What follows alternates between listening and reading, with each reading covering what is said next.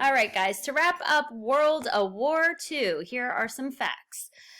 So it's very important to see these numbers and really try to take them in for what they're worth. So World War II ended with 50 million people dead, unfortunately. 25 of those, so if you didn't figure out the math, half of that were actually just civilians. So yes, that does include the 6 million plus that died in the Holocaust as well. Countries, as you can imagine, were devastated, not just from the loss of life, but literally just going through those countries and causing whatever destruction was necessary.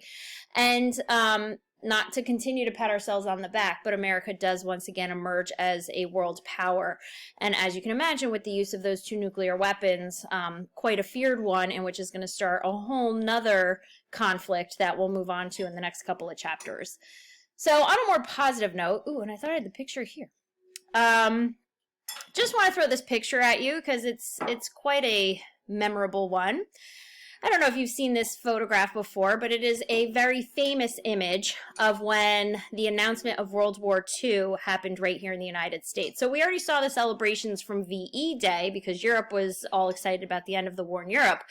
But when Japan finally surrendered is when the United States, of course, truly celebrated because all of our beloved men and women could come home.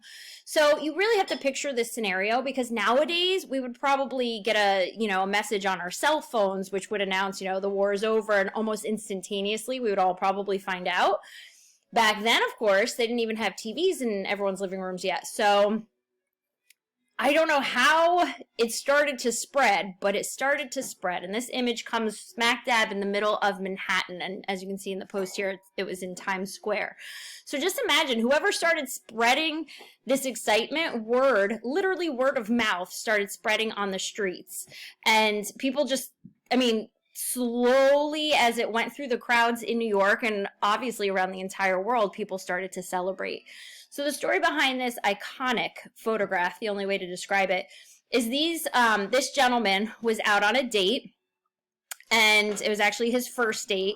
And as they're walking down New York City, word is spreading that the war is officially over. And he grabs this nurse and just, you can see, does this, movie theater style kiss on her. And everyone continued celebrating. A photographer just happened to be there and captured the moment. The awesome part about this photograph is this is not the woman he was on the date with. And even cuter, the woman he was on the date with, he ends up marrying, and this is what the entire article is about if anyone cares to go to it later and check it out. But nonetheless, I just wanted to share the image with you because, again, it is iconic. Not to steal the word, but the only word I can think to describe it. So for you guys, you have a sequence of events activity today. So you're going to open this up. This is what you'll see. You're going to want to start by scrolling down, and these are the events that I want you to have. So I hope this isn't too tricky for you. It should be pretty simple. A lot of the stuff you can very easily Google, and you know how it works. You Google search it, and right at the top of the screen, the answer is going to pop up for you.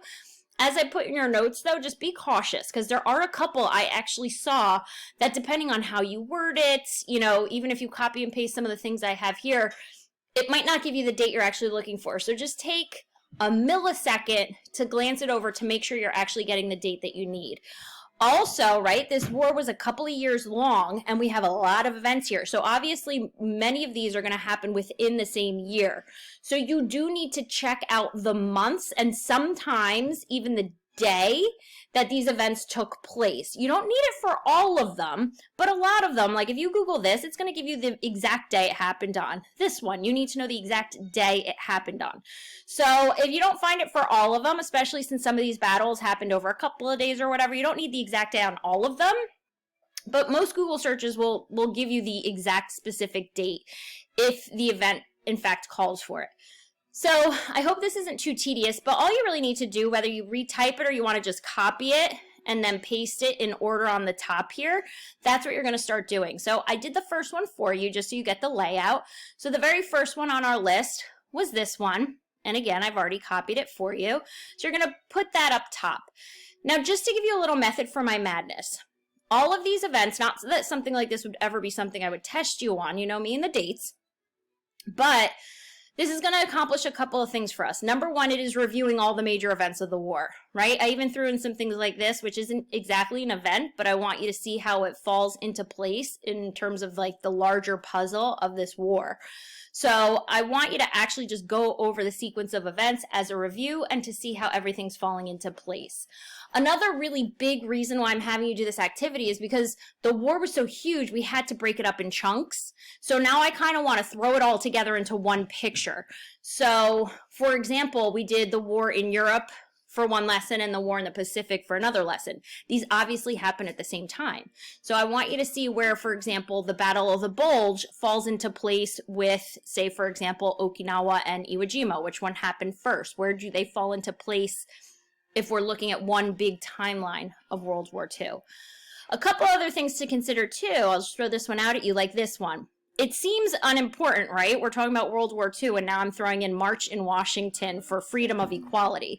So if you didn't figure it out, I'm throwing that in there because, again, we did talk about minorities. We did talk about segregating the military. So just interesting to remember that perspective, because guess what? The world did still carry on while the war was happening. Life took place back home. So there's a couple of like US specific things thrown in here as well, just so you can see that the United States was still focusing on some of their own stuff during this World War. For example, this one, right? We talked about how World War II is actually accredited for ending the Great Depression. Was Hoover right? Was FDR right? In the end, it doesn't matter. Neither of them officially got us out of the Depression. It was actually all of the production that was necessary for World War II that got us out of the Depression. So I threw that factoid in there as well. So here you go. I threw in, I think I did all the blanks correctly. I'll double check them before I post them for you because I know I messed up the spaces on one of your previous activities. But that's it. Hopefully you understand my directions. If not, you know, I'll be Zooming in the morning. You can catch me there. But if you miss me, since you're probably reading this after the Zoom, just send me a little message. We can Zoom together, or I can just answer your message. And that's about it for me. So carry on, and I'll talk to you guys later. Bye.